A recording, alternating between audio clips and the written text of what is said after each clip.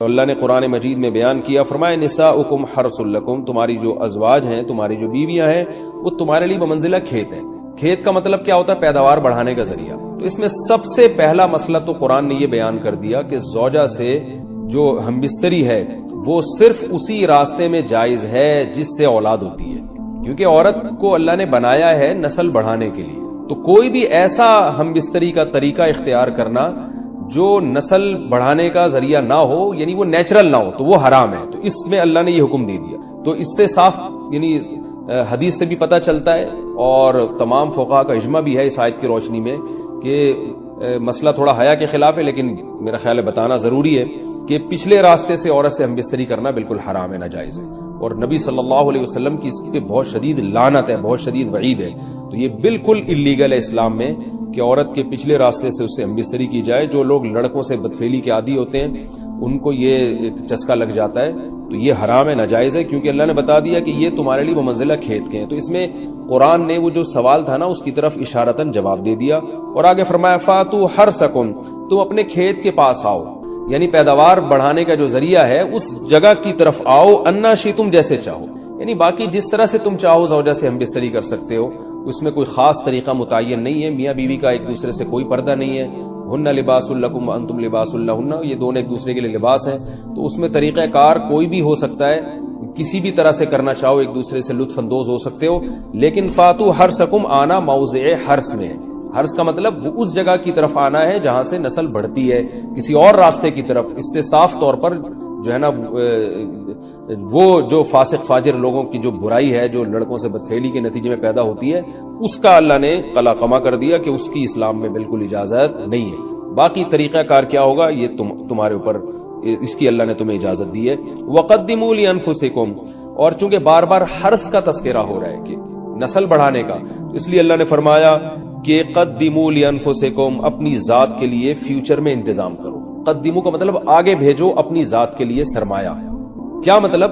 کہ جب زوجہ سے ہم بستری کرو تو نیت اولاد کی ہونی چاہیے، تاکہ وہ اولاد دنیا میں بھی اور آخرت میں بھی تمہارے لیے ذخیرہ بن جائے۔ تو یہ نسل بڑھانے کی بہت زبردست ترغیب ہے اس آیت میں، اور اس آیت میں اللہ نے عورت کا کہ بہت ساری ذمہ داریوں میں سے ایک بڑی ذمہ داری کا بھی بیان بتا دیا کہ عورت کو اللہ نے بنایا ہے، جو مرد اور عورت کا جو فرق رکھا ہے نا، اس فرق کی بڑی وجہ یہی ہے کہ مرد کے اسپرم کو اللہ نے بیج کے طور پہ پیدا کیا ہے، اور عورت کو اللہ نے زمین کے طور پہ۔ تو بیج اور زمین کے ملاپ کا بنیادی مقصد ہی نسل بڑھانا، پیداوار بڑھانا ہوتا ہے، نہ یہ کہ نسل روکنا۔ حالت حیض میں خواتین سے متعلق بہت ساری بے اعتدالیاں دنیا کے ہر مذہب میں رہی ہیں۔ یہودی کیا کرتے تھے کہ حالت حیض میں عورت سے بالکل کنارہ کشی اختیار کر لیا کرتے تھے، اس کے قریب بھی نہ جانا، اور کھانا پینا بھی الگ اور جھوٹا بھی الگ۔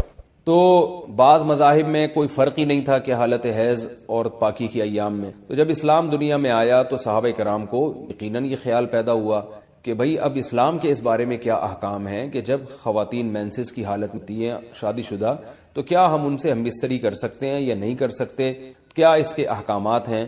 تو اللہ نے صحابہ کے سوال کو اور پھر اپنے جواب کو قرآن مجید کا جز بنا کے نازل کیا۔ وَيَسْأَلُونَكَ، اور یہ لوگ آپ سے سوال کرتے ہیں، عن المحیض، حیض کے بارے میں۔ تو حیض کے بارے میں سوال نہیں تھا، اصل میں سوال یہ تھا کہ حالت حیض میں زوجہ سے ہم بستری جائز ہے یا نہیں ہے۔ تو قرآن نے اس کی طرف اشارہ کر دیا۔ قل، اے نبی آپ ان سے کہہ دیجئے، ہوا اذن، اذن اصل میں تکلیف کو بھی کہتے ہیں، گندگی کو بھی کہتے ہیں۔ تو یہاں گندگی مراد ہے کہ وہ گندگی ہے۔ فاعتزلوا النساء، لہذا عورتوں سے دور رہو، فی المحیض، حالت حیض میں، ولا تقربوہن، اور ان کے قریب مت جاؤ، حتی یطہرن، جب تک کہ یہ پاک نہ ہو جائیں۔ تو اس میں قرآن مجید نے جو لفظی ترجمہ ہے وہ قرآن کی آیتوں کا یہی ہے کہ ان سے کنارہ کشی، لیکن احادیث سے ہمیں پتہ چلتا ہے کہ یہاں کنارہ کشی اختیار کرنا یہ کنایا ہے ہم بستری کرنے سے، یعنی ان سے ہم بستری کرنا تمہارے لیے جائز نہیں ہے۔ کنارہ کشی سے وہ جو یہودی کر لیا کرتے تھے وہ مراد نہیں ہے یہاں، اور اس کی تفصیل احادیث میں۔ تو قرآن نے چونکہ صاف لفظوں میں جماع کا ہم بستری کا ذکر نہیں کیا تو صرف کنایوں سے کام لیا ہے قرآن مجید۔ فاعتزلوا النساء، ان سے اعتزال کرو، یعنی دور رہو ان سے۔ دور رہنے کا مطلب صرف دور رہنے سے یہ مراد ہے، صحیح حدیث ہے، نبی صلی اللہ علیہ وسلم نے فرمایا اصنعوا کل شیء الا النکاح، حالت حیض میں اپنی زوجہ کے پاس تم جا سکتے ہو، سب کچھ کر سکتے ہو سوائے جماع کے۔ تو انٹرکورس جو اسے کہا جاتا ہے وہ حلال نہیں ہے۔ تو باقی نبی صلی اللہ علیہ وسلم